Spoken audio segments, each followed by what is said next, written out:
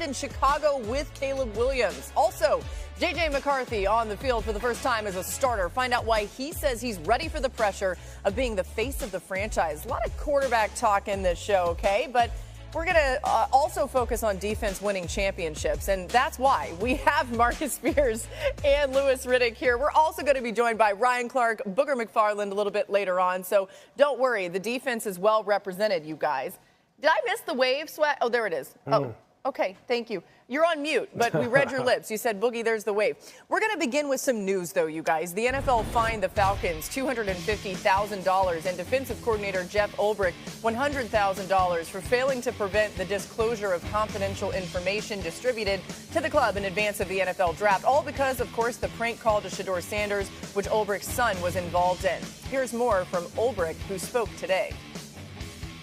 My actions of not protecting confidential data were inexcusable. My son's actions were absolutely inexcusable. And for that, we are both deeply sorry. The NFL has taken action, and I fully respect the punishment. It's hard because those people should be celebrated in these moments, and they probably weren't as much as they should have been. Louis, there's so many different conversations that have happened around this. I think we all agree that what happened was unacceptable. But I guess to push it forward, how is this still happening? How is there not a way to control this a little bit better, Lou? Yeah, Laura, I mean, I don't really know if there is a way. Well, one of the ways in which you can control this kind of thing in Jeff's specific case is for him to be more careful as far as who has access to his own personal computer.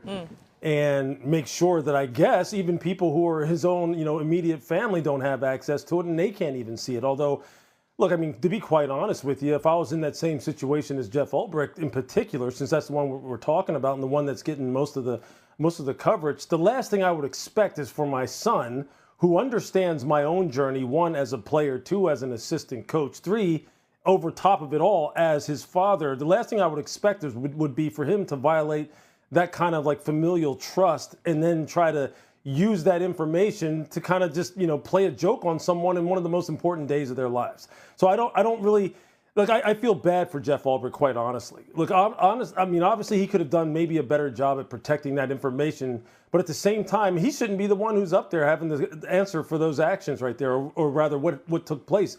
His son at 21 years old should be up there having the answer for that, because those are the kind of things that I think as a family, as a father with a son, you would trust that he would understand that this is something that is to be respected, not something that is to be trivialized or diminished in any kind of way for the sake of you like having some fun and trying to like play a prank on someone.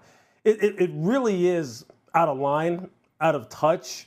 I think overall, I mean, obviously the NFL probably is now, and teams in particular now are going to really, really safeguard these numbers, these individual numbers of the potential prospects, and only have very few have access to it, like namely an owner, a head coach, and the general manager, and that's about it.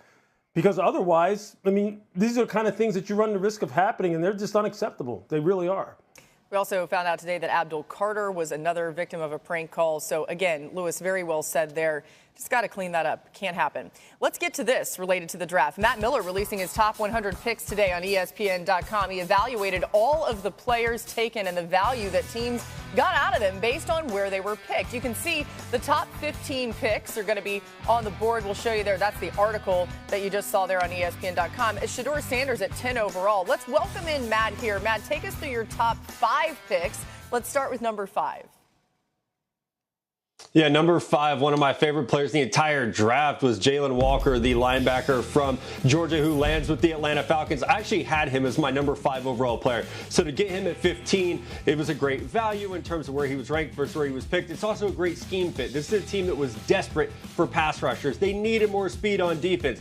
Getting Jaylen Walker, who's ready to go right away as an off-ball linebacker and as an edge rusher, really is going to bolster this defense that went heavy on the edge and at safety in this draft. Let's just stay in the SEC because there's a lot of those guys in this article. Jahad Campbell going number 31 overall to the Philadelphia Eagles. The rich get richer. We just saw Zach Bond have an all-pro breakout year with the Eagles in a role that is very similar to what Campbell can do. He could play off ball. He could play out in the slot as a rusher. He could play as a blitzer. He's a spy going against mobile quarterbacks. As long as he's healthy, he's someone that could be very, very special. We got to get Ashton Jeanty in here, the number 3 overall player on my board, and the final blue chip player on my board after Abdul Carter and Travis Hunter. He is going to be the focal point of the Las Vegas Raiders offense under Chip Kelly, who wants to run the rock between the tackles. If you play fantasy football, dynasty football, Ashton Jeanty 1-1 this year's draft if you're adding rookies.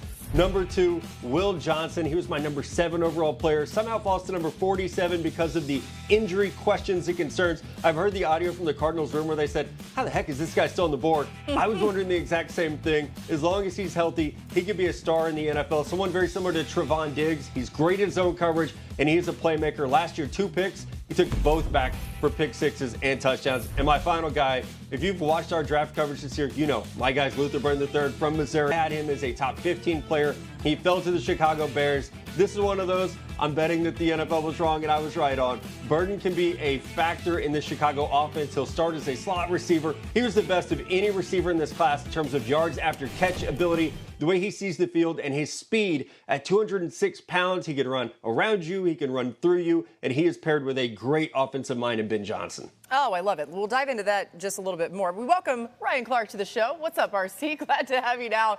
And I'll start with you, Ryan. The biggest difference you think that Ben Johnson will make on this offense now, they've solidified the O-line in a lot of good ways ahead of Caleb Williams and also given him so many options on that offense weapon-wise. You know what's crazy is as much as they've given Caleb Williams options, I think what Ben Johnson can do to take some of the game off of Caleb Williams is where he'll be most impactful. Look at what they've done with building. Now you have Loveland, who's that Sam Laporta type tight end opposite Cole Kmet. On the outside, DJ Moore, Roma Dunze, and Luther Burden. I love the fact that Matt talked about this guy with his run after the catch. If he comes out last year, I believe he has the ability to go even earlier. He had a year that was a little low on stats in Missouri, but when this guy came out of high school, he was one of the best players in the entire country, and he played that way in 2023. It's going to be run game first into play action to keep Caleb Williams from having to do everything that's above the X's and O's. He won't have to do too much. The big thing is about protecting him first and allowing Caleb Williams to play on time. And when you have these types of players on the outside, that allows you to do that. Yeah, I think, look, with Ben Johnson now, with the kind of weaponry that he has at his disposal to really, allow, Caleb Williams to use, I think really it comes down to play design and then play sequencing. And I think that's where really you're going to see Caleb Williams really benefit because, look, there was many times last year under Shane Waldron that you wound up watching the tape and going, look, these wide receivers don't have very good spacing. I don't understand why that play call on second down followed the play call that they had on first down. That's Ben Johnson's specialty. And look, RC talked about the fact that, they want to protect Caleb Williams first and foremost. Well, how do you protect